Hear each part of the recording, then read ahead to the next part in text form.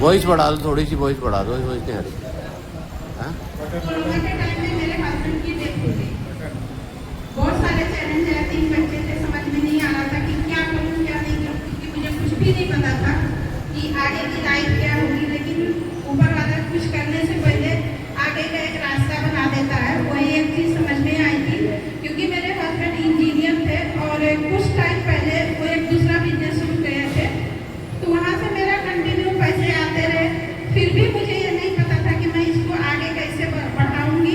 उससे पहले mad academy जो मैड फाउंडेशन है, सिर्फ वो उसका न्यू रखे थे और कुछ भी नहीं हुआ था, तो मैं उसको दोनों को लेके कंटिन्यू चली और वहाँ पे फिर मीटिंग ट्रेनिंग सेमिनार में जाते रही। वहाँ से जो एजुकेशन ली, जो यहाँ पे इम्प्लीमेंट करते रही, माशाल्लाह दोनों मेरा बहुत अच्छा चल रहा है।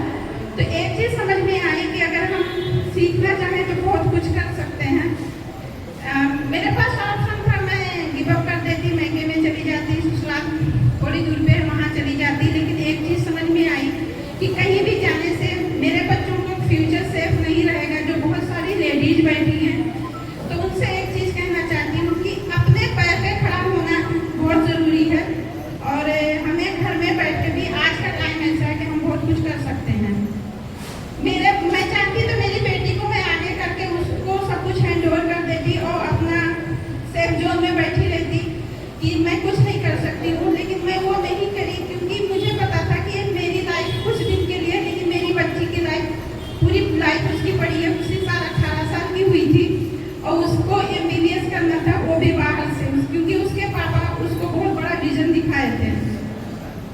बहुत टफ टाइम था, मैं उसको शब्दों में बयान नहीं कर सकती हूँ। आज भी सोचती हूँ तो मुझे मतलब मेरे आँख से आंसू आ जाता है, लेकिन आंसू दिखाऊंगी तो बहुत कमजोर पड़ जाऊंगी। तो ये चीज़ मेरे समझ में बहुत जल्दी आ गई थी और इसीलिए मैं दोनों चीज़ लेके चली। आज माशाल्लाह मैं बहुत अच्छे से दोनों फील्ड में काम कर रही हूँ। फाउंडेशन की बात करूँ तो ये एक एजुकेशन, जो गरीब बच्चे हैं उनको एजुकेशन हम देते हैं, और उसमें भी मेरा जो मकसद है, क्योंकि मेरे हाथ में जो मेरे बच्चे स्कूल में थे, प्रेजेंटेशन में जाते थे, तो वहाँ पे वो देख के आते। कुछ बच्चों को प्राइवेट में शायद गवर्नमेंट की तरफ से ही है कि कुछ बच्चों को आप फ्री ऑफ कॉस्ट पढ़ाएंगे, तो कोई स्कूल वाले फ्री ऑफ कॉस्ट नहीं पढ़ाते हैं। वो भी फाउंडेशन की तरफ से जो हम डोनेट करते हैं उसमें उन बच्चों को पढ़ाते हैं। तो हमें पता चला, तो हम कुछ बच्चों को, मेरे हस्बैंड चाहते थे कि मैं उनका एजुकेशन पूरा करूँ, लेकिन उसी टाइम कोरोना आया, लॉकडाउन हुआ, उसके बाद में वो चीज़ वहीं पे रह गया। तो मेरे दिमाग में जो था वही था, उसी को आगे बढ़ाना था। आज मैं बहुत खुशी होती कि उसको कर पा रही हूँ। मैं फाउंडेशन में जो 80+ नंबर लाया